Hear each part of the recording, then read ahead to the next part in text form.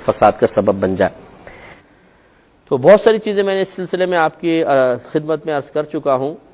ایک چیز مزید سماعت فرما لیں کہ اگر کسی نے ناپاک جگہ پر سجدہ کیا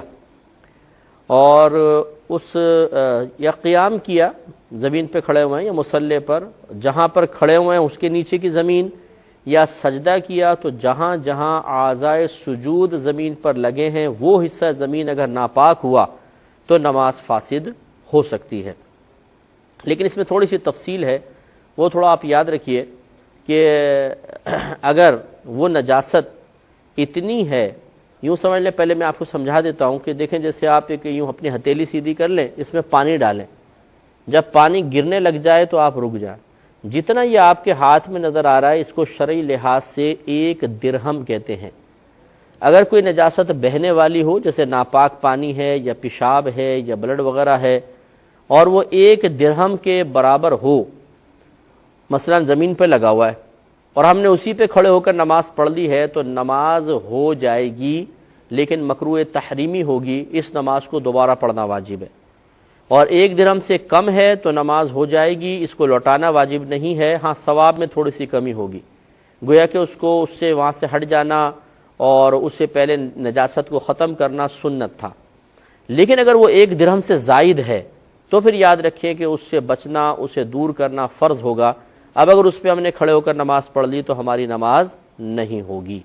یہ ایک اصول ہے، یہ بنیادی یاد رکھیں۔ مثال کے طور پہ بھی بچہ پیشاب کر کے گیا ہے، خشک تو ہو گیا ہے لیکن اسمیل آ رہی ہے، اور ہم اسی پہ کھڑے ہو کے نماز شروع کر دیں مثال کے طور پر۔ ایک تو ہے کہ مصلی بچھا کے نماز پڑھنا، ابھی میں اس کی بات نہیں کر رہا ہوں، براہ راست اس پہ کھڑے ہو کر نماز پڑھ ڈالی،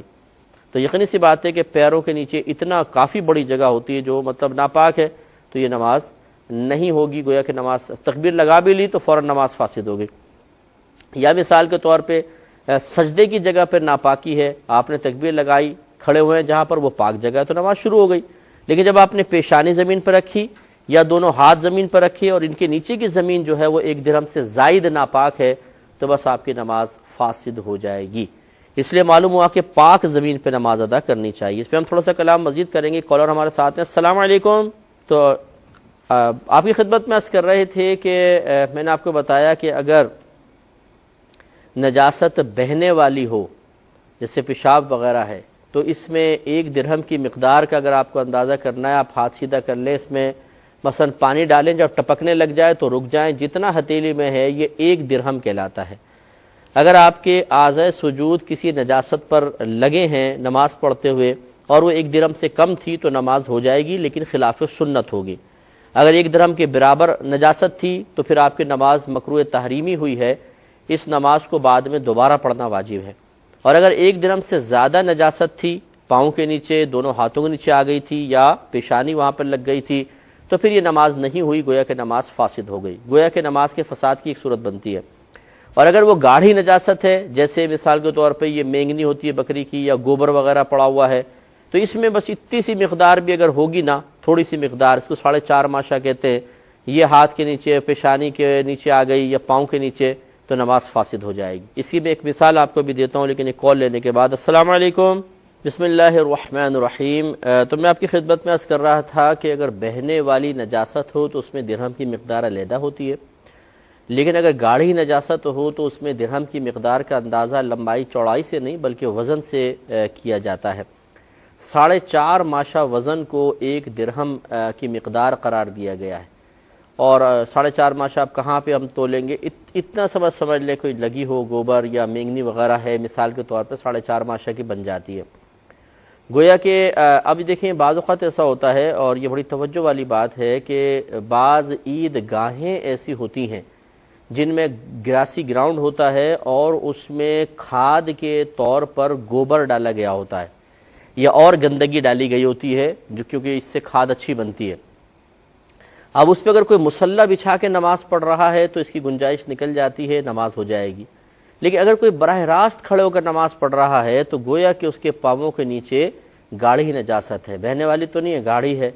اور یقینی سی بات ہے کہ وہ 4.5 ماشا سے زیادہ کی ہے تو پھر اس کی نماز نہیں ہوگی۔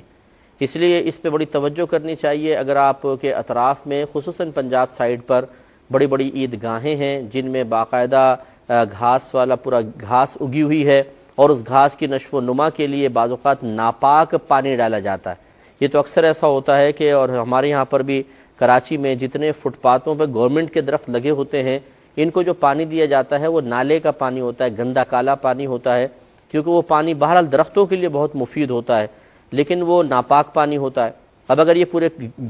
گھاسی گراؤنڈ کے اندر وہ ناپاک پانی ڈال دیا گیا ہے اور اس کی وجہ سے گھاس ہلکی ہلکی گیلی ہے اور اس پہ کھڑے ہو کے کوئی نماز پڑھ لیتا ہے بغیر مصلی بچھائے، تو یقینی سی بات ہے کہ وہ تری جو ناپاک تری ہے وہ قدموں تک پہنچ رہی ہے، ہاتھ بھی آلودہ ہو رہے ہیں، پیشانی بھی، نماز کیا ہوگی؟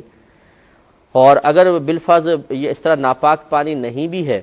بعض اوقات عید کی نماز صبح کے ٹائم میں ہوتی ہے اور رات میں اوس پڑتی ہے جس کو شبنم بھی کہتے ہیں، اور اس سے گھاس گیلی ہو جاتی ہے، نیچے گوبر وغیرہ ہوتا ہے، پانی اس کے ساتھ مل کر وہ ناپاک ہو جاتا ہے، وہ کپڑوں پہ لگے گا، کپڑے ناپاک۔